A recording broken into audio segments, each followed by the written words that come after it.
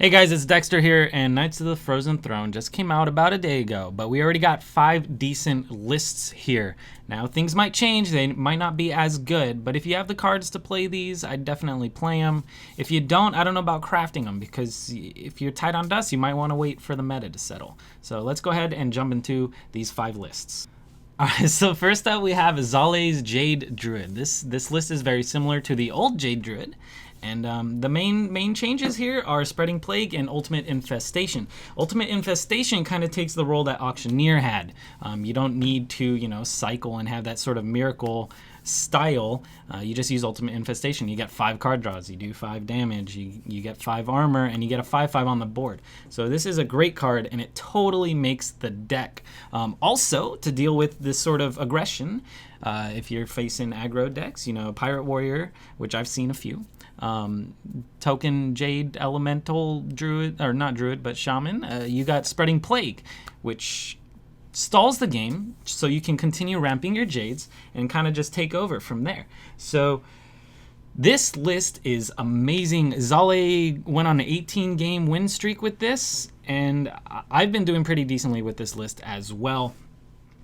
If you really want to throw in Malfurion in there, you can drop an Ultimate Infestation for him if you wanted to. But this list is pretty tight and pretty good right now. As far as how you want to play this, it's the same as normal Jade Druid. You want to ramp up early. You want to start ramping up your Jades. Get a nice little Jade chain. Draw cards. Get sick Jades. They just can't handle it. You overwhelm the board. You know how it goes. But this one's really good. So next up, we got Jackie Chan's Control Warlock. Now, he went on a 23-game win streak with this one. This one's really good. I've been enjoying this one. It's definitely a fun Warlock archetype.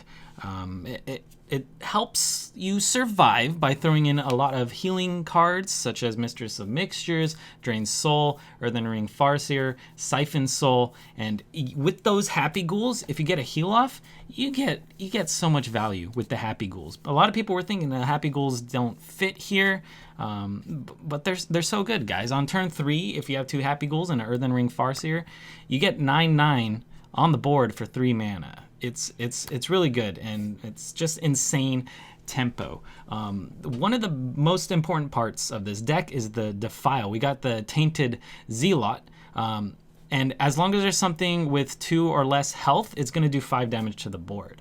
So that helps you, live till later on in the game. You can play your bigger demons at that point, and you can play your Blood Reaver Gul'dan.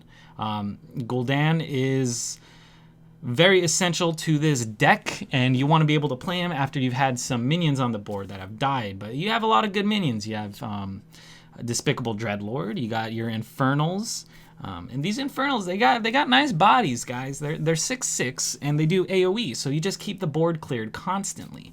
It's the whole point of the deck. Just keep the board clear, and then you can usually end up smacking them in the face with your demons a couple times, and then come around to Gul'dan. You drop Gul'dan down, he floods your board back with demons, and you get one of the sickest hero powers in the game. Which is just insane value every single turn from there on out. I will say that I was kind of struggling using this deck against some of the newer priest archetypes that were coming out.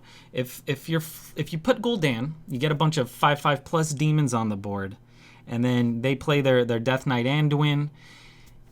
It destroys your board, and it's kind of hard to come back at that point. So I can see this deck kind of falling off later on, but as of right now, it's definitely a lot of fun, and I'm really hoping Warlock sticks around.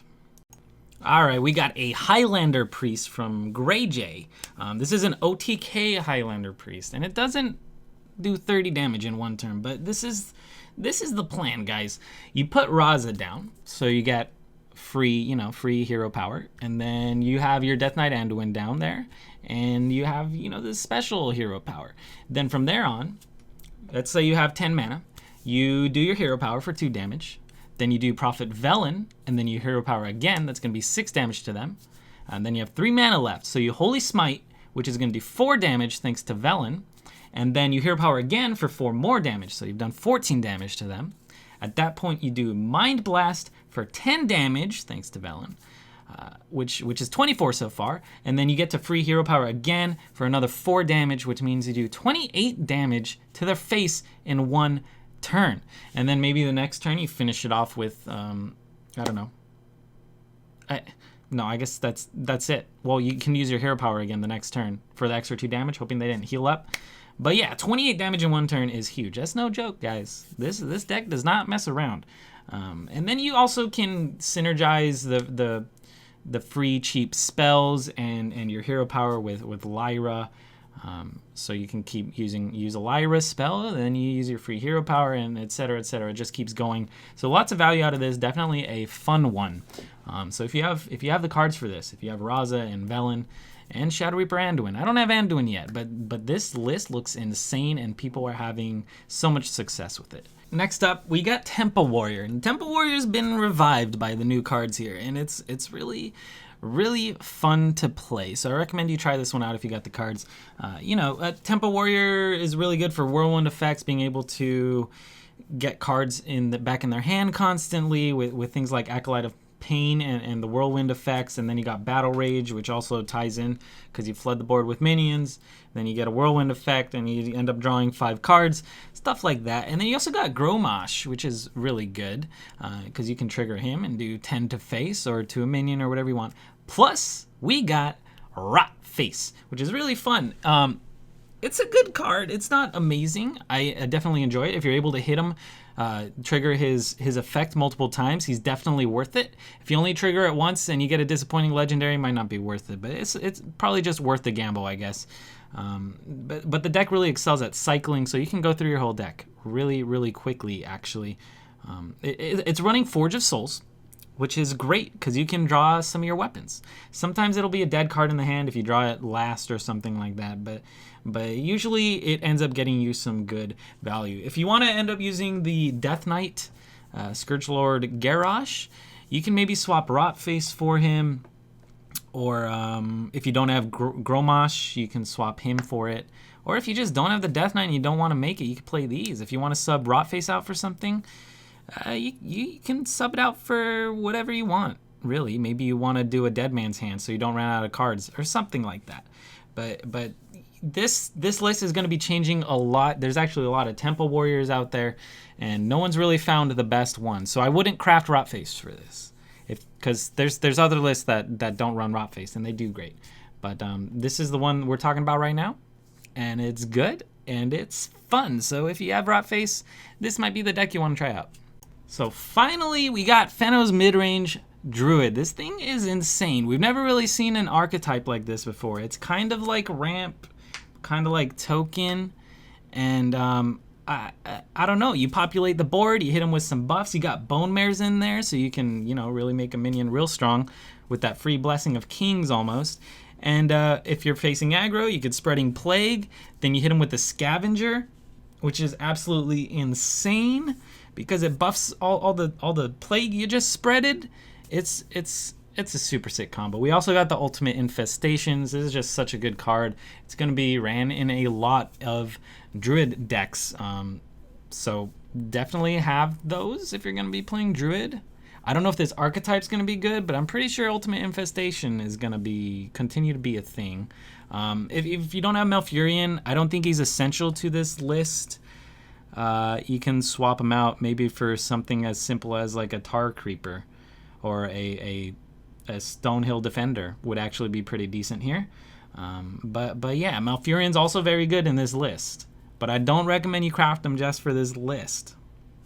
That's all I'm saying. But this list is so good. It even has the Giants for the spell synergy, guys. You have a lot of spells you're going to be running, so you're going to get some cheap Arcane Giants.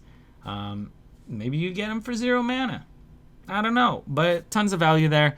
This is a cool list. I don't know if this one's going to stick around, but Midrange Druid is definitely really cool. Really cool. So that's about it, guys. 5 really good decks for right now, this early in the meta. Are they going to stick around? We'll find out.